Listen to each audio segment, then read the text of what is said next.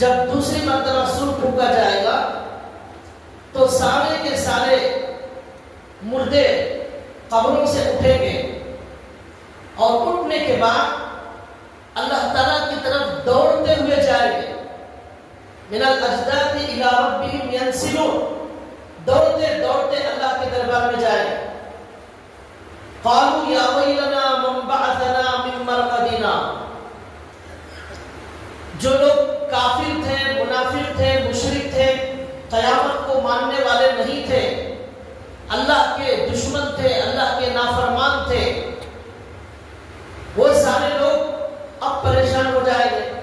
زندگی پر قیامت کا انکار کرتے تھے، دوبارہ اٹھائے جانے کا انکار کرتے تھے، اب دوبارہ اللہ نے اٹھا دیا ہے۔ اب وہ کہیں گے ہائے ہماری بد نصیبی، یا ویلنا، ہائے ہماری بد نصیبی، من بعثنا من مرقدنا، کس نے ہمیں ہماری قبروں سے زندہ کیا؟ تو ان کو جواب دیا جائے گا ھذا ما وعد الرحمن وصدق المرسلون، یہ ہے وہ رحمان کا وعدہ جس کو نبیوں نے بتایا تھا اور نبیوں نے سچ بتایا تھا۔ آج وہ وقت آ چکا ہے، نبیوں نے جو کہا، جو قرآن نے کہا، اس طرح آج دوبارہ زندہ کیا جا رہا ہے۔ دنیا میں یہ کافر ہمیشہ بولتے تھے یقولون متی ھذا الوعد ان کنتم صادقین، قیامت کب آئے گی، قیامت کب آئے گی، کب اٹھایا جائے گا، کب اٹھایا جائے گا؟ تو ان کو قرآن جواب دیتا تھا جلدی مت کرو، جب اس کا وقت مقرر ہے تب وہ آئے گا، آپ لوگ اس کو برداشت نہیں کر سکو گے، کلیجے منہ کو آ جائے گے۔ ایسا وہ دن ہوگا کہ انسان اپنی زندگی کی سب سے بڑی پریشانی میں مبتلا ہو جائے گا۔ تو یہ کہتا تھا قرآن۔ تو اب جب لوگ سب اٹھیں گے قبروں سے تو لوگ کہیں گے کس نے ہمیں اٹھا دیا؟ جواب دیا جائے گا اللہ نے اٹھا دیا، جس اللہ نے پہلی مرتبہ پیدا کیا، جس اللہ نے موت دی، اسی اللہ نے اب دوبارہ زندگی دی ہے۔ ھذا ما وعد الرحمن وصدق المرسلون ان كانت الا صيحة واحدة، قرآن کہتا ہے ایک چیخ ہوگی، وہ زوردار آواز ہوگی، فإذا هم جميع لدينا محضرون، تو یہ سب لوگ ہمارے سامنے حاضر کر دیے جائیں گے، سارے انسان ہمارے سامنے جمع کر دیے جائیں گے۔ یہ قرآن کریم کی آیت ہے۔ تو قبر سے دوبارہ زندہ کیے جانے کا منظر اس آیت کے اندر بیان کیا گیا ہے۔ حدیث میں آتا ہے اللہ کے نبی صلی اللہ علیہ وسلم نے فرمایا سب سے پہلے اللہ تبارک و تعالیٰ جب مردوں کو زندہ کرنا چاہیں گے تو اللہ تعالیٰ ہمارے نبی صلی اللہ علیہ وسلم کو اپنے روضے سے اٹھائیں گے۔ سب سے پہلے اٹھنے والے ہمارے نبی صلی اللہ علیہ وسلم کے بارے میں لکھا ہے 70,000 فرشتے صبح میں آتے ہیں، شام تک ہمارے نبی کے روضے پر درود شریف پڑھتے ہیں، اپنے پروں کو پھیلائے ہوئے ہمارے نبی کے خدمت میں رہتے ہیں۔ پھر وہ فرشتے چلے جاتے ہیں، شام میں 70,000 فرشتے آتے ہیں، وہ اللہ کے نبی پر درود پڑھتے رہتے ہیں۔ چنانچہ ہمارے نبی کو جب اٹھایا جائے گا آپ کے روضے سے، اس وقت 70,000 فرشتے ہمارے نبی کے استقبال میں تیار رہیں گے۔ اس حال میں ہمارے نبی اٹھیں گے کہ 70,000 فرشتے ان کا استقبال کریں گے۔ اس کے بعد ہمارے نبی صلی اللہ علیہ وسلم 70,000 فرشتوں کے درمیان میں شاہی مہمان کی طرح دنیا کے سب سے معزز ہستی، سب سے مقدس ہستی، اللہ کے بعد جن کا مقام سب سے بڑا ہے، 70,000 فرشتوں کے جلوس میں ہمارے نبی صلی اللہ علیہ وسلم چلیں گے میدان محشر کی طرف، اور حضرت ابو بکر اور عمر سے جلنے والے، حضرت ابو بکر اور عمر سے دشمنی کرنے والے، ہمارے ابو بکر اور حضرت عمر سے بغض کینہ رکھنے والے، ان کا کینہ اس دن کچھ کام نہیں آئے گا۔ ہمارے نبی جب میدان محشر کی طرف چلیں گے تو آزو بازو حضرت عمر اور ابو بکر ہوں گے، دائیں جانب حضرت ابو بکر، بائیں جانب عمر۔ جس کو اللہ عزت دے اللہ نے ان کو عزت دی ہے، اللہ نے صحابہ کو عزت دی ہے، اللہ نے ان کی تعریف کی ہے، اللہ نے ان کی بڑائی بیان کی ہے، پوری دنیا مل کر اس کو ذلیل نہیں کر سکتی، یہ ان کا مقام ہوگا۔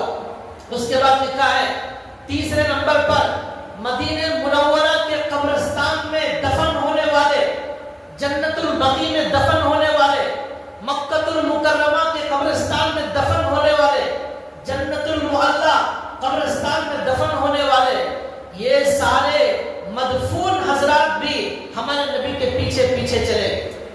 یہ ان کا مقام ہے۔ مدینے میں موت آ جائے، مکے میں موت آ جائے، حاجی کو موت آ جائے، عمرے والے کو موت آ جائے، اس سے خوش قسمت کون ہوگا؟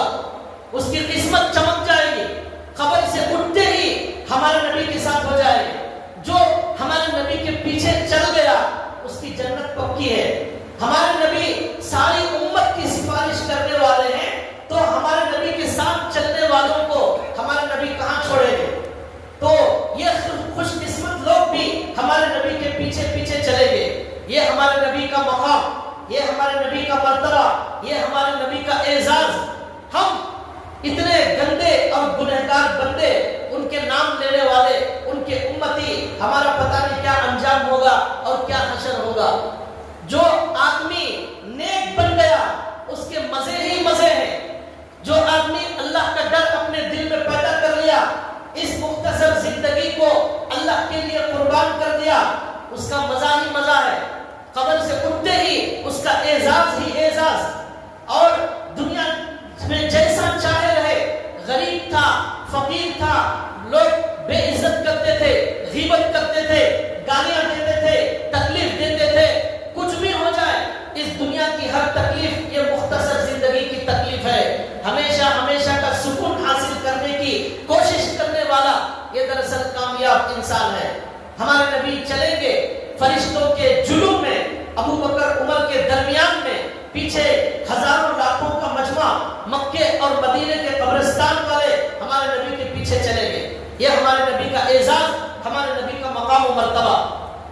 لکھا ہے کہ اللہ تبارک و تعالیٰ کے دربار میں جو پہنچیں گے، قرآن کریم کہتا ہے یوم نحشر المتقین الی الرحمن وفدا، جو رحمان کے بندے ہوں گے ان کو قبروں سے مہمانوں کی طرح لایا جائے گا۔ جو رحمان کے خاص بندے ہیں ان کو قبر سے حشر کی طرف مہمانوں کی طرح لایا جائے گا۔ وفدا، مہمان کی طرح، جیسے مہمان کو لاتے ہیں عزت سے سواری میں بٹھا کر، اس طرح لایا جائے گا۔ ایک حدیث میں آتا ہے کہ سفید اونٹ لائے جائیں گے، سفید اونٹ، اور ان کے اونٹوں کے پر ہوں گے، پر اس کے اوپر جو چادر بچھائی جاتی ہے زین، وہ سونے کی ہوگی، اس میں بٹھا کر ان کو قبر سے رحمان کے دربار میں لایا جائے گا۔ یہ نیک لوگوں کا مقام۔ اور گنہگاروں کا کیا حال ہوگا؟ وہ قرآن کہتا ہے وَنَسُوقُ الْمُجْرِمِينَ إِلَى جَهَنَّمَ وِرْدًا، وَنَسُوقُ الْمُجْرِمِينَ إِلَى جَهَنَّمَ وِرْدًا، مجرم لوگوں کو پیاسے جانوروں کی طرح ہانک کر قبر سے حشر کی طرف لایا جائے گا۔ پیاسے جانوروں کی طرح ہانکتے ہوئے، جیسے بکریوں کو بھگاتے ہیں تو بعض بکریاں جلدی بھاگتی ہیں، بعض نہیں بھاگتی، ان کو مارنا پڑتا ہے پیچھے سے، تو جب مارتے ہیں تو وہ آگے بھاگتے ہیں، تو ہانکتے ہوئے ان کو جو ہے اللہ کے دربار میں لایا جائے گا۔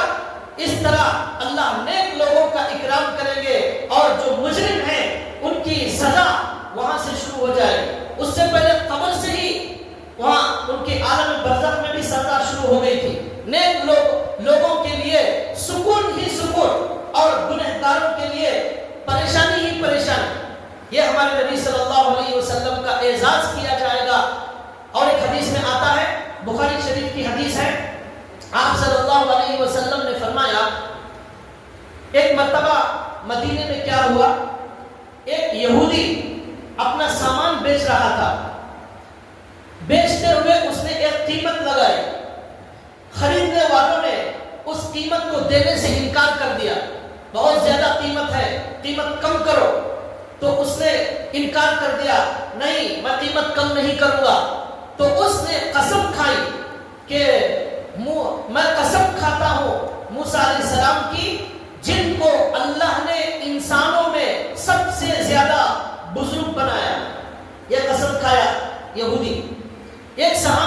کھڑے ہوئے تھے ان کو غصہ آیا. انہوں نے کہا ہمارے نبی صلی اللہ علیہ وسلم موجود ہیں, ان کے مقابلے میں یہ کہتا ہے کہ موسیٰ علیہ السلام سب سے زیادہ بزرگ ہیں انسانوں میں. تو یہ صحابی آگے بڑھتے ہیں, اس یہودی کو ایک تھپڑ مارتے ہیں. وہ یہودی ہمارے نبی صلی اللہ علیہ وسلم کی خدمت میں آتا ہے اور آ کر کہتا ہے یا رسول اللہ, ہمارے اور آپ کے درمیان میں صلح ہو چکی ہے, امن کی صلح ہو چکی ہے. تو ہمارے نبی صلی اللہ علیہ وسلم کہتے ہیں کیا ہوا؟ وہ کہتا ہے میں نے اس طرح کہا تو یہ آپ کا مسلمان مجھے تھپڑ مارتا ہے. میں نے موسیٰ علیہ السلام کی تعریف کی کہ وہ انسانوں میں سب سے زیادہ بزرگ ہیں, تو یہ مسلمان مجھے تھپڑ مارتا ہے. ہمارے نبی صلی اللہ علیہ وسلم کو غصہ ہے. ہمارے نبی کا غصہ ہمارے نبی کے چہرے پر نظر آنے لگا. تو ہمارے نبی نے فرمایا کہ آپ لوگ نبیوں کے درمیان میں ایک دوسرے کو فضیلت مت دو, مقابلہ مت کرو, سب کا ادب و احترام کرو, سب کی عزت کرو. کسی کو گرانا, کسی کو چڑھانا یہ ٹھیک نہیں ہے. اس کے بعد ہمارے نبی نے فرمایا کہ کل قیامت کے دن جب میں سب سے پہلے مجھے اٹھایا جائے گا خبر سے, تو میں دیکھوں گا کہ موسیٰ علیہ السلام میرے سے پہلے اٹھ گئے ہیں اور عرش کے کونے کو پکڑے ہوئے ہیں. باتشن بجانب العرش, حدیث کے الفاظ ہیں کہ عرش کے کونے کو حضرت موسیٰ علیہ السلام پکڑے ہوئے ہیں. اب ہمارے نبی نے کہا مجھے معلوم نہیں کہ میرے سے پہلے موسیٰ علیہ السلام کو اٹھا دیا گیا ہے یا بے ہوش ہی نہیں ہوئے موسیٰ علیہ السلام پہلے سور کی وجہ سے, کیونکہ دنیا میں ایک مرتبہ موسیٰ علیہ السلام بے ہوش ہو گئے تھے. اللہ سے موسیٰ علیہ السلام نے دعا کی تھی ربی ارنی انظر الیک, اے اللہ میں آپ کو دیکھنا چاہتا ہوں. تو اللہ نے کہا لن ترانی, آپ مجھے ہرگز دیکھ نہیں سکتے اس دنیا میں کوئی اللہ کو نہیں دیکھ سکتا. پھر اللہ نے کہا کہ میں میری تجلی پہاڑ پر ڈالتا ہوں, اگر پہاڑ میری تجلی کو برداشت کر سکتا ہے تو دیکھا جائے گا. فلما تجلی ربہ للجبل جعلہ دکا وخر موسیٰ صعقا. قرآن کہتا ہے اللہ نے اپنی تجلی پہاڑ پر ڈالی, وہ پہاڑ ریزہ ہو گیا, جل کر خاک ہو گیا. موسیٰ علیہ السلام یہ دیکھ کر بے ہوش ہو گئے. خر موسیٰ صعقا, بے ہوش ہو گئے. اٹھ کر دیکھا پہاڑ جل کر راکھ ہو گیا ہے, اللہ کی تجلی کو برداشت نہیں کر سکا. موسیٰ علیہ السلام نے کہا اللہ میں معافی چاہتا ہوں, آپ کی ذات پاک ہے. یہ کہا تھا. تو ہمارے نبی نے یہاں یہ کہا کہ موسیٰ علیہ السلام دنیا میں بے ہوش ہو گئے تھے, اس لیے اب پہلے سور پر جو لوگ بے ہوش ہوتے ہیں وہاں موسیٰ علیہ السلام بے ہوش نہیں ہوئے. یہ بھی ہو سکتا ہے اس لیے عرش کو پکڑے ہوئے ہیں, یا یہ بھی ہو سکتا ہے کہ میرے سے پہلے موسیٰ علیہ السلام کو اٹھا دیا گیا ہو. دونوں ہو سکتے ہیں. اس حدیث سے ہمارے نبی یہ بتانا چاہتے تھے مسلمانوں کو کہ موسیٰ علیہ السلام کا بھی ایک بڑا مقام ہے. ان کو مجھے اتنا بڑا چڑھا کر پیش کرنا کہ ان کو کم کر دیا جائے ان کا مقام, یہ ہمارے نبی کو پسند نہیں. تمام نبیوں کا احترام کیا جائے. اور ایک بات یہ بھی جاننا چاہیے, کسی نبی کو کسی چیز میں فضیلت دے دی جاتی ہے تو وہ جزئی فضیلت ہے. ہمارے نبی کے فضائل کلی فضائل ہیں, بہت سارے ہیں, ایک میں دو میں نہیں, ہزاروں فضیلتیں ہیں جس سے ہمارے نبی سب سے آگے ہیں. امام الانبیاء ہیں, وہ مقام کسی کو نہیں مل سکتا, لیکن ہو سکتا ہے کسی نبی کو ایک چیز میں, کسی نبی کو ایک بات میں فضیلت دے دی جائے, ایسا ممکن ہے. تو بہرحال یہ ہمارے نبی کا اعزاز ہے کہ ان کو سب سے پہلے اٹھایا جائے گا. یہ حدیث کے اعتبار سے پہلے موسیٰ علیہ السلام کو اٹھایا جائے گا. بہرحال اس طرح ہمارے نبی اور موسیٰ علیہ السلام اللہ تعالیٰ کے دربار میں پہنچیں گے. کل قیامت کے دن اللہ تبارک و تعالیٰ کے میدان, اللہ کے سامنے جب سارے انسانوں کو پیش کیا جائے گا, جب دوسرا سور پھونکا جائے گا تو لکھا ہے کہ اسرافیل علیہ السلام جو سور پھونکیں گے وہ سور اتنا بڑا ہے کہ پوری زمین اس کے اندر آ سکتی ہے. اتنا بڑا وہ سور ہے. حضرت اسرافیل علیہ السلام کو اللہ زندہ کریں گے اور سور پھونکنے کا حکم دیں گے. اس سور کے بارے میں لکھا ہوا ہے کہ اس میں چھوٹے چھوٹے سوراخ ہیں. وہ سور کے اندر چھوٹے چھوٹے سوراخ، جتنے انسان دنیا میں پیدا ہوئے اتنے سوراخ اس سور کے اندر موجود ہیں، اور جتنے جنات ہیں اور جتنے بھی مخلوق مرنے والی ہے ان سارے جتنے لوگوں کی تعداد ہے اتنے سوراخ اس سور کے اندر موجود۔ اللہ تبارک و تعالیٰ اب کیا کریں گے؟ ان تمام مخلوقات کی روحوں کو اللہ تعالیٰ اس سور کے اندر ڈالیں گے، اور جتنے سوراخ ہوں گے، جتنے ان سے جاندار لوگ ہوں گے اتنے سوراخ ہوں گے، ہر سوراخ میں ان کی روح ڈالی جائے گی، جتنے انسان جتنے زندہ لوگ ہیں ان کی روح اس کے اندر ڈالی جائے گی۔ اب اس کو پھونکا جائے گا، اور جب پھونکا جائے گا اس سوراخوں سے روح نکل کر انسانوں کے جو قبروں میں لاشیں ہیں ان لاشوں کو زندہ کیا جائے گا، اس کے اندر ان روحوں کو ڈالا جائے گا۔ یہ اللہ تعالیٰ کی قدرت ہے۔ اور لکھا ہے کہ اللہ تعالیٰ ایک خاص قسم کی بارش نازل کریں گے، جیسے دنیا میں بارش ہوتی تھی تو زمین کے اندر سے پیاز آ رہی ہے، ٹماٹر آ رہا ہے، ترکاریاں آ رہی ہیں، فروٹ آ رہے ہیں، آم آ رہا ہے، جام آ رہا ہے، ہزاروں قسم کی چیزیں بارش کی وجہ سے زمین سے پیدا ہوتی تھی۔ اب اللہ تعالیٰ کی قدرت کا مظاہرہ ہوگا۔ اب دنیا کے اندر ہم نے، دنیا والوں نے اللہ کی بہت ساری قدرت کو دیکھا۔ ہم نے دیکھا ایک سورج پوری دنیا کو روشن کر رہا ہے، ہم نے دیکھا ایک چاند، اللہ کا بنایا ہوا ایک چاند پوری دنیا کو روشنی دے رہا ہے، ہم نے اللہ کے بنائے ہوئے بغیر ستون کے آسمان کو دیکھا، ہم نے اللہ کی بنائی ہوئی زمین کو دیکھا، ہم نے اللہ کے بارش کو دیکھا، بادلوں کو دیکھا، لاکھوں انسانوں کے پیدا ہونے کو دیکھا، ہم نے لاکھوں انسانوں کے مرنے کو دیکھا۔ اللہ کی قدرت ہم نے دنیا میں اللہ نے دکھائی۔ گائے کے اندر سے ہزاروں لیٹر دودھ نکلتا ہوا ہم نے عجیب و غریب تماشا دیکھا۔ شہد کی مکھی سے مکھیوں نے مل کر ایک میٹھا شاندار شہد بنایا۔ یہ عجیب و غریب اللہ کی قدرت کا نظارہ ہم نے دنیا میں دیکھا، ہم نے دنیا میں دیکھا۔ آخرت میں اللہ کی قدرت کا جو نظارہ ساری دنیا دیکھنے والی ہے وہ دیکھنے کے قابل ہے۔ اللہ کی قدرت کا نظارہ دیکھنے کے قابل ہوگا۔ کیا ہوگا؟ اللہ تعالیٰ جب بارش برسائیں گے اسی زمین سے جس میں ترکاری نکلتی تھی، فروٹ نکلتا تھا، آم اور جام نکلتا تھا، پپیتا نکلتا تھا، سیتافل اور سیب نکلتا تھا، آج اس بارش کے زمین پر پڑنے سے آدم علیہ السلام سے لے کر قیامت تک کے مردے زندہ ہونا شروع ہو گئے۔ اللہ کہتے ہیں جو مردہ زمین سے اللہ اناج نکال سکتا ہے وہی اللہ اس بارش سے مردہ زمین سے مردوں کو زندہ کرنا شروع کرے گا۔ اب ہزاروں سال پہلے مرے ہوئے مردے، قیامت تک مرے ہوئے سارے انسان وہ اللہ کے صرف کن سے زندہ ہونا شروع ہو جائیں گے۔ لکھا ہے کہ سمندر میں ڈوب کر مرنے والے، تالاب میں ڈوب کر مرنے والے، نہروں میں ڈوب کر مرنے والے، بلڈنگ سے کود کر خودکشی کرنے والے، اور جن لوگوں کی لاشوں کو جلا کر راکھ بنا دیا ان کو، اور جن انسانوں کو جانوروں نے کھا لیا ان کو، جن کو مچھلیوں نے کھا لیا ان کو، ان سارے مردوں کو اللہ قبروں سے، سمندر کے پیٹ کے اندر سے، مچھلی کے پیٹ کے اندر سے، جانوروں کے پیٹوں کے اندر سے مردوں کو نکالیں گے اور اللہ کے دربار میں کھڑا کر دیں گے۔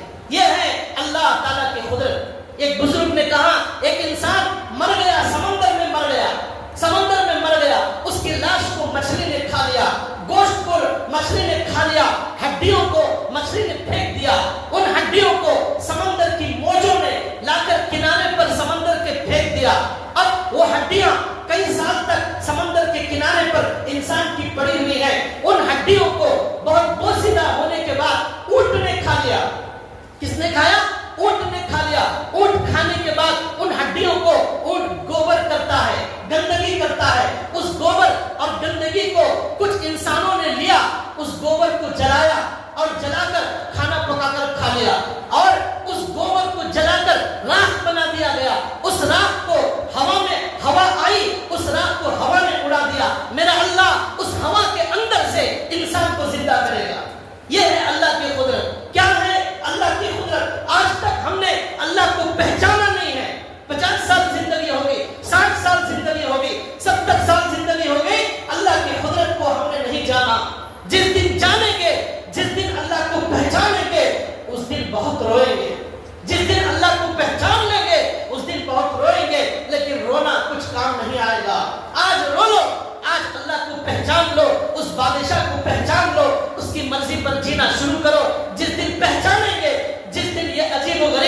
تماشا دیکھیں گے اس دن بہت روئیں گے اور کہیں گے کاش میں اللہ کو راضی کرنے والے اعمال کرتا، کاش میں آج اللہ کو منہ دکھانے کے قابل ہوتا۔ اس دن کا پچھتانا کوئی کام آنے والا نہیں ہے۔ تو بھائیو، یہ اللہ کی قدرت کا عجیب و غریب تماشا قیامت کے میدان میں دنیا دیکھنے والی ہے، اور جو لوگ نہیں چاہتے تھے دوبارہ اٹھنا، ان کو اٹھایا جائے گا، ان کو اٹھایا جائے گا۔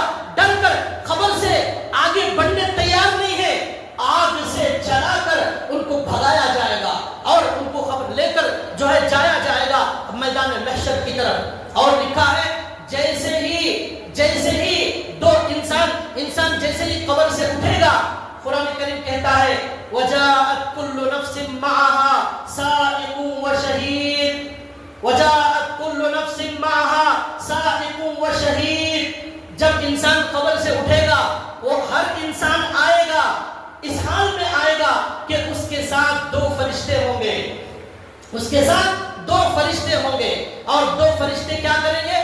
سائق و شہید۔ ایک فرشتہ اسے اللہ کے دربار میں لے جانے والا، ہانک کر اللہ کے دربار میں لے جانے والا، اور ایک فرشتہ ہمارے اعمال کا گواہ ہوگا، ہمارے اعمال کا گواہ ہوگا۔ وہ فرشتہ ہمارے گناہوں کا گواہ ہوگا، ہمارے کفر کا، شرک کا، نفاق کا، جھوٹ کا، دھوکے کا، چوری کا، سارے جرائم کا وہ فرشتہ گواہ ہوگا۔ اس کے ہاتھ میں ہوگا ہمارا نام اعمال۔ کیا ہوگا؟ اس کے ہاتھ میں ہوگا ہمارا نام اعمال۔ وہ ہمارے گلے میں ڈال دیا جائے گا، ہمارے گلے میں ہمارا نام اعمال پہنایا جائے گا، اور کہا جائے گا اب چلو اللہ کے دربار میں ننگے بدن، جوتے بھی موجود نہیں ہے، گلے کے اندر اعمال نامہ ڈال دیا گیا ہے، اور دو فرشتے پکڑ کر اسے اٹھتے ہی قبر سے جیسے ہی اٹھے گا، وہ فرشتے جو ہے اسے ہانک کر اللہ کے دربار میں لے جائیں گے۔ کہیں بھاگنے کی کوئی گنجائش نہیں، بچنے کی کوئی گنجائش نہیں۔ اللہ قرآن میں کہتے ہیں یا معاشر الجن والانس ان استطعتم ان تنفذوا من اقطار السماوات والارض فانفذوا لا تنفذون الا بسلطان۔ اے انسانوں، اے جنات کی جماعت، اگر بھاگ سکتے ہو تو بھاگ کر دکھاؤ، ہماری زمین سے نکل سکتے ہو تو نکل کر دکھاؤ، نہیں نکل سکتے لا تنفذون الا بسلطان۔ آج کوئی کہیں بھاگ نہیں سکتا، آج اسے کوئی پناہ دینے والا نہیں، آج اسے کوئی بچانے والا نہیں۔ آج وہ دن ہے جس میں ماں باپ بھائی بہن کوئی کچھ کام آنے والے نہیں۔ وہاں یہ فرشتے پکڑ کر اللہ کے دربار میں لے جائیں گے۔ وہاں کام آنے والی چیز کیا ہے؟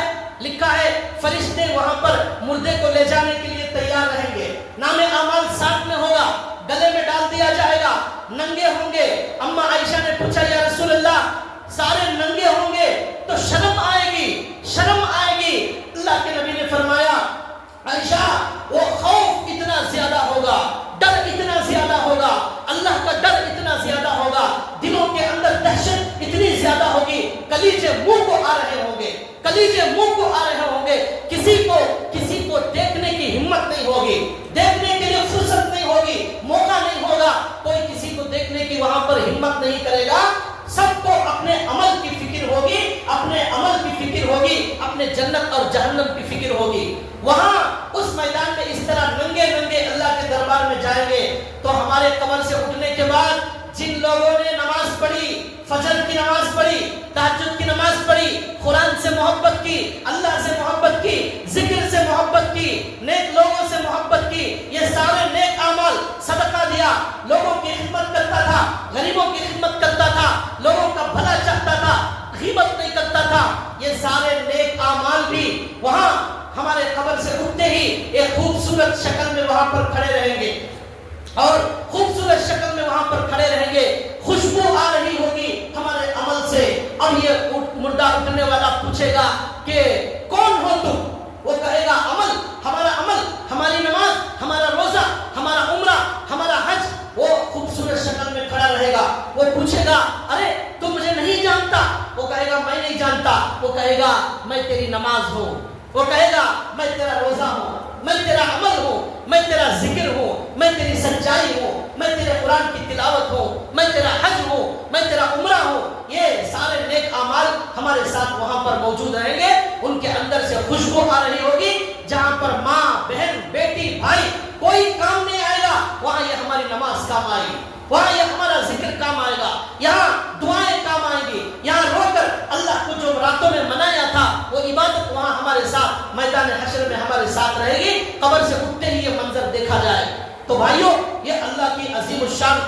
مظاہرہ وہاں دنیا دیکھنے والی ہے۔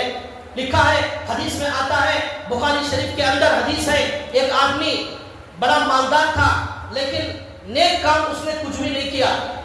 وہ مرنے سے پہلے اپنے بچوں کو وصیت کرتا ہے کہ میرے مرنے کے بعد میری لاش کو جلا کر راکھ کو سمندر میں پھینک دینا، اس لیے کہ میں اللہ کے دربار میں جانے کے قابل نہیں ہوں، میں اللہ کو منہ دکھانے کے قابل نہیں ہوں، یہ وہ کہتا ہے۔ چنانچہ بچوں نے مرنے کے بعد اس کی لاش کو جلا کر راکھ کو سمندر میں پھینک دیا۔ سمندر سے اس راکھ کو اللہ تعالیٰ نے جمع کیا اور اسے زندہ کیا اور اپنے سامنے کھڑا کیا اور پوچھا تم نے یہ حرکت کیوں کی؟ وہ جواب دے گا، اے اللہ میں گنہگار تھا، نیک عمل کچھ نہیں تھا، آپ کے پاس کھڑے ہونے کی ہمت نہیں تھی، اس لیے میں نے یہ حکم دیا تھا۔ اللہ تعالیٰ کو اس کا ڈرنا، اللہ سے ڈرنا پسند آ جائے گا اور اللہ تعالیٰ اسے اپنی رحمت میں جگہ عطا فرمائے۔ مطلب اللہ سے ڈرنے کی جو زندگی ہے وہ کبھی کبھی کام آ جاتی ہے، اور اللہ جسے چاہے مغفرت کر سکتے ہیں، اللہ کو کوئی پوچھ نہیں سکتا، اللہ جسے چاہے پکڑ سکتے ہیں، اللہ کو کوئی پوچھ نہیں سکتا۔ اللہ کی مرضی اور اللہ کی حکومت زمین اور آسمان میں چلتی ہے۔ یہ دوبارہ قبروں سے اٹھنے کا منظر ہوگا اور اللہ کی قدرت اور اللہ تعالیٰ کی حکومت وہاں جو ہے دیکھنے کے قابل ہوگی، یہ وہاں پر عجیب و غریب منظر ہوگا۔ اس کے بعد لکھا ہے کہ وہاں پر ایسا بھی ہوگا کہ جو آدمی جس حال میں مرے گا اسی حال میں اسے دوبارہ اٹھایا جائے، جو آدمی جس حال میں مرے گا اسی حال میں اسے اٹھایا جائے گا۔ چنانچہ حدیث کے اندر اللہ کے نبی نے فرمایا، یبعث کل رجل علی ما مات علیہ، یبعث کل رجل علی ما مات علیہ، ہر آدمی کو اسی حال میں اٹھایا جائے گا جس حال میں وہ مرا تھا۔ جس حال میں مرو گے اسی حال میں اٹھائے جاؤ گے، جس حال میں زندگی گزارو گے اسی حال میں موت آئے گی، جس حال میں موت آئے گی اسی حال میں اٹھایا جائے گا۔ اس لیے اچھی موت مرنا ہے، اچھی زندگی جینا شروع کرو۔ اچھی زندگی جیئیں گے، اچھی زندگی سے مریں گے، اچھی موت مریں گے، اچھی موت مریں گے، اچھے حال میں اٹھائے جائیں گے۔ یہ ہے سب سے بڑی کامیابی، یہ ہے سب سے بڑی کامیابی۔ حدیث میں اللہ کے نبی نے فرمایا، جس حال میں مرو گے اسی حال میں اٹھایا جائے گا۔ چنانچہ اللہ کے نبی نے حدیث میں فرمایا، ایک آدمی اس حال میں دنیا میں مرا تھا کہ اس کا بدن زخمی ہو گیا تھا، اللہ کے راستے میں اس کا بدن زخمی ہو گیا، اس کا بدن چھلنی ہو گیا۔ اللہ کے نبی فرماتے ہیں وہ کل قیامت کے دن اس حال میں اٹھے گا کہ اس کے بدن سے خون ٹپک رہا ہوگا، بدن سے زخم سے خون نکل رہا ہوگا، اور اللہ کے نبی نے فرمایا خون کا رنگ تو خون کا ہوگا لیکن اس کی خوشبو مشک و عنبر کی ہوگی۔ اس حال میں جس حال میں مرا اسی حال میں اٹھایا جائے گا۔ اور اللہ کے نبی نے فرمایا جو آدمی شراب پیتے ہوئے مرے گا وہ شراب پینے کی حالت میں، نشے کی حالت میں اٹھایا جائے گا۔ آج نوجوان، نشہ کرنے والے نوجوان، ڈرگس لینے والے نوجوان، یاد رکھیے شراب کی جو بوتل ہے وہی شراب نہیں ہے، نشہ جو بھی پیدا کرے وہ سب شراب کے حکم میں ہے، وہ سب حرام ہے، ان کا بھی حکم شراب ہی کی طرح ہے۔ شراب کی بوتل پینا ضروری نہیں، کوئی بھی گٹکا، کوئی پاؤڈر، کوئی بھی چیز، افیون اور اس طرح کی بہت ساری چیزیں آج آ گئی ہیں جن کے پینے سے نشہ پیدا ہوتا ہے۔ یاد رکھیے جو بھی چیز نشہ پیدا کرے وہ شراب کی طرح حرام ہے، وہ شراب کی طرح حرام ہے۔ اور اللہ کے نبی نے فرمایا اس طرح نشہ کرنے والے جو لوگ ہیں وہ نشہ کرتے ہوئے مریں گے، زندگی پوری نشے میں، موت نشے کی حالت میں آئے گی، اٹھیں گے قبرستان میں سے، حشر کے میدان میں نشہ کرتے ہوئے، اور نشے والے انسان کی طرح اٹھایا جائے۔ کتنا بدنصیب ہوگا وہ انسان، کتنے خوش نصیب ہوں گے وہ اللہ کے راستے میں جنہوں نے اپنی جان قربان کر دی۔ ایک حدیث میں آتا ہے اللہ کے نبی صلی اللہ علیہ وسلم کے ساتھ کچھ لوگ حج یا عمرے میں جا رہے تھے، حج یا عمرے میں اللہ کے نبی کے ساتھ جا رہے تھے۔ سفر میں ایک آدمی، ایک صحابی احرام پہنے ہوئے تھے، احرام کی حالت میں حج کے سفر میں اونٹنی نے ان صحابی کو اپنے پیروں سے رون دیا، ان صحابی کی موت واقع ہو گئی۔ سفر میں، مقدس سفر میں اللہ کے نبی نے فرمایا ان صحابی کو کفن انہی کے کپڑوں میں دیا جائے، انہی کے کپڑوں میں ان کو کفن دیا جائے اور ان کو غسل دیا جائے۔ اس کے بعد اللہ کے نبی نے کہا کل قیامت کے دن قبر سے جب اللہ ساری دنیا کو اٹھائیں گے تو یہ صحابی لبیک اللہم لبیک پڑھتے ہوئے اٹھیں گے، تلبیہ پڑھتے ہوئے اٹھیں گے۔ جو آدمی جس حال میں مرے گا اسی حال میں اٹھایا جائے گا۔ یہ تلبیہ پڑھتے پڑھتے جا رہے تھے، اب تلبیہ پڑھتے پڑھتے اللہ ان کو قبروں سے اٹھائیں گے۔ اللہ کے نبی نے فرمایا اس طرح ان کو اٹھایا جائے گا۔ دنیا کے اندر ہم بہت سارے ایسے واقعات دیکھتے ہیں۔ ایک امام صاحب کا بنگلور کے اندر ایک مسجد میں انتقال ہوا اور نماز پڑھا رہے تھے، نماز پڑھاتے ہوئے انہوں نے ایک آیت پڑھی جس کے اندر اللہ نے کہا وَأَمَّا مَنْ خَافَ مَقَامَ رَبِّهِ وَنَهَى النَّفْسَ عَنِ الْهَوَىٰ، جس آدمی نے وَأَمَّا مَنْ خَافَ مَقَامَ رَبِّهِ، جو آدمی اللہ کے سامنے کھڑے ہونے کا ڈر اپنے دل میں پیدا کر لے، وَنَهَى النَّفْسَ عَنِ الْهَوَىٰ، خواہشات سے اپنے نفس کو روک لیا، فَإِنَّ الْجَنَّةَ هِيَ الْمَأْوَىٰ، تو جنت اس کا ٹھکانہ ہے، جنت اس کا ٹھکانہ ہے۔ یہ آیت نماز میں پڑھتے ہی ان کی روح قبض ہو گئی، نماز ہی میں گر گئے۔ زبان پر کیا ہے؟ جنت اس کا ٹھکانہ ہے، یہاں روح نکل گئی۔ نماز پڑھاتے ہوئے جو مرے گا قبر سے جب اٹھایا جائے گا وہ وہاں بھی قرآن کی وہی آیت پڑھتا ہوا اٹھے گا۔ کتنے خوش نصیب ہیں جو قرآن پڑھتے پڑھتے مر جاتے ہیں، کتنے خوش نصیب ہیں جو اللہ کا ذکر کرتے کرتے مر جاتے ہیں، کتنے بزرگان دین ہیں جو لا الہ الا اللہ لا الہ الا اللہ ذکر کرتے ہوئے مر گئے۔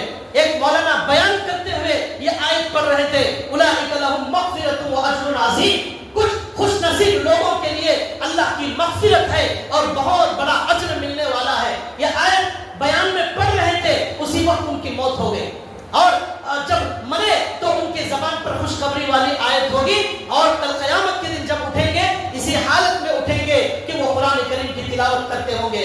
تو اس لیے بھائیو ہمارا وقت معلوم نہیں کب آنے والا ہے، کس حال میں ہم دنیا سے جانے والے ہیں۔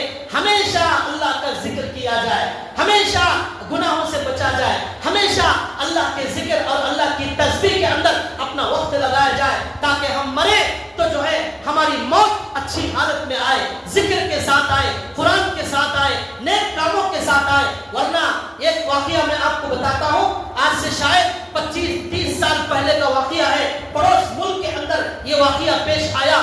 کتابوں میں بزرگوں نے اس واقعے کو لکھا ہے، صحیح واقعہ ہے۔ ایک بچی تھی جو بہت زیادہ ٹی وی دیکھنے کی عادت تھی اسے، رمضان کے اندر بھی وہ ٹی وی دیکھنے سے نہیں بچتی تھی، روزہ رہ کر وہ فلموں کو دیکھتی تھی اور ٹی وی چلاتی تھی۔ اگر ٹی وی آن نہ کیا جائے وہ کھانا نہیں کھاتی تھی، ضد کرتی تھی، ماں باپ کو تکلیف دیتی تھی، جوان بچی تھی لیکن ٹی وی کی لت لگی ہوئی تھی۔ ٹی وی کے اندر ناچنے والے کافر، اللہ کے دشمن، اللہ کے منافق اور اللہ کے باغی ہوتے ہیں۔ ایسے لوگوں کا ناچ دیکھنا، ایسے لوگوں سے محبت کرنا یہ ایمان کے لیے خطرہ ہو سکتا ہے۔ وہ بچی رات دن فلموں کی شوقین تھی، ٹی وی دیکھتی تھی۔ ایک مرتبہ ایسا ہوا روزہ کھولنے کا وقت آ گیا، روزہ کھولنے کا وقت آ گیا تو روزہ کھولنے سے پہلے ماں دعا میں بیٹھی ہوئی ہے اور بچی کو بلا رہی ہے کہ بچی آجا دعا کر لے، روزہ کھولنے کے وقت اللہ دعا قبول کرتے ہیں۔ لیکن وہ بچی بول رہی تھی تھوڑا سا باقی ہے دیکھ کر آؤں گی، تھوڑا سا باقی ہے دیکھ کر آؤں گی۔ لیکن ماں روزہ کھولنے کا وقت ہو گیا، ماں نے روزہ کھول دیا لیکن بچی نہیں آئی۔ روزہ کھولنے کے بعد جا کر ماں دیکھتی ہے تو اس کی روح قبض ہو چکی ہے۔ رمضان کے مہینے میں روزہ کھولنے کے وقت میں کتنا مبارک وہ وقت تھا، اس وقت میں اس کی روح ٹی وی دیکھتے دیکھتے نکل گئی۔ تو بھائیو ٹی وی دیکھنے والے ڈریں کہیں ایسا نہ ہو ہماری روح ٹی وی دیکھتے ہوئے نکل جائے۔ اس بچی کی روح ٹی وی دیکھتے ہوئے نکل گئی، رمضان کے مہینے میں ایسی بدترین موت آئی۔ پھر کیا ہوا؟ پھر کیا ہوا؟ کتابوں کے اندر لکھا ہوا ہے کہ جب اس بچی کی لاش کو اٹھایا جا رہا تھا وہ اتنی وزن تھی 10-15 آدمی مل کر بھی اٹھانا چاہتے ہیں وہ لاش نہیں اٹھ رہی، لیکن جب ٹی وی کو اٹھاتے ہیں وہ لاش بھی اٹھتی ہے، ٹی وی کے ساتھ لاش اٹھ رہی ہے۔ ٹی وی کو نہیں اٹھاتے وہ لاش نہیں اٹھتی اس بچی کی۔ جیسے مرو گے ویسے ہی تمہارا انجام ہوگا، جس سے محبت کرو گے اسی کے ساتھ تمہارا حشر ہوگا۔ ٹی وی سے محبت کا انجام کیا ہوا؟ ٹی وی اٹھتی ہے لاش اٹھتی ہے، ٹی وی نہیں اٹھاتے لاش نہیں اٹھتی۔ یہاں تک کہ اس لڑکی کو نہلانے کے لیے ٹی وی کے ساتھ لایا گیا، ٹی وی کے ساتھ لایا گیا، نہلایا گیا۔ جب نہلا کر ہو گیا کفن پہنایا گیا، اب اس کی لاش نہیں اٹھ رہی ہے۔ اب اٹھا کر جنازے میں رکھنا چاہتے ہیں تو لاش نہیں اٹھتی، ٹی وی کو تک اس کی لاش کو ٹی وی کے ساتھ لے جایا گیا، اور جب تک جو ہے ٹی وی کو قبر میں نہیں رکھا گیا اس کی لاش قبر کے اندر اترنے تیار نہیں، اتنی وزندار اس کی لاش ہو گئی۔ چنانچہ لکھا ہے کتابوں کے اندر، میں آپ کو اس کتاب کا حوالہ بھی دیتا ہوں، ٹیلی ویژن ایک خطرناک بیماری، ٹیلی ویژن ایک بہت بڑا گناہ، ایسی کتاب موجود ہے، اس کے اندر یہ واقعہ لکھا ہوا ہے کہ اس کے اندر قبر کے اندر ٹی وی کو رکھا گیا اور قبر میں اسے ٹی وی کے ساتھ دفن کر دیا گیا، جس کے خبر میں نماز جانے کے بجائے، قرآن جانے کے بجائے، اللہ کا ذکر جانے کے بجائے، صدقہ جانے کے بجائے، سچائی جانے کے بجائے، اس کی خبر میں اگر ٹی وی جا رہی ہے اس کا انجام کیا ہوگا، ہمیں یہ سب سوچ لینا ہے۔ ہم مسلمان ہیں، ہم کلمہ پڑھنے والے ہیں، ہم ایک اللہ کو مانتے ہیں، ہم ہمارے نبی کو مانتے ہیں، ہم قرآن کو مانتے ہیں، ایک ایک قرآن کے زبر پر، زیر پر، پیش پر، ایک ایک آیت پر ہمارا ایمان ہے۔ قرآن سے زیادہ سچی کوئی کتاب نہیں، ہمارے نبی سے زیادہ سچا بولنے والا کوئی نہیں۔ بھائیو، یہ سب ہمارے نبی نے بتایا ہے۔ کیا بتایا ہے؟ جیسے مرو گے ویسے ہی اٹھائے جاؤ گے، اس لیے اچھی موت مرنے کے لیے ہمیشہ نیک اعمال کرتے رہو، اللہ سے دعا کرتے رہو، اے اللہ مجھے ایمان پر موت عطا فرما، ایمان پر موت عطا فرما۔ آپ کو میں 2-3 چھوٹے تحفے دے رہا ہوں، زندگی بھر موت تک اس کو لازم کر لیجئے، یہ بہت بڑا تحفہ ہے، اسے معمولی مت سمجھیے۔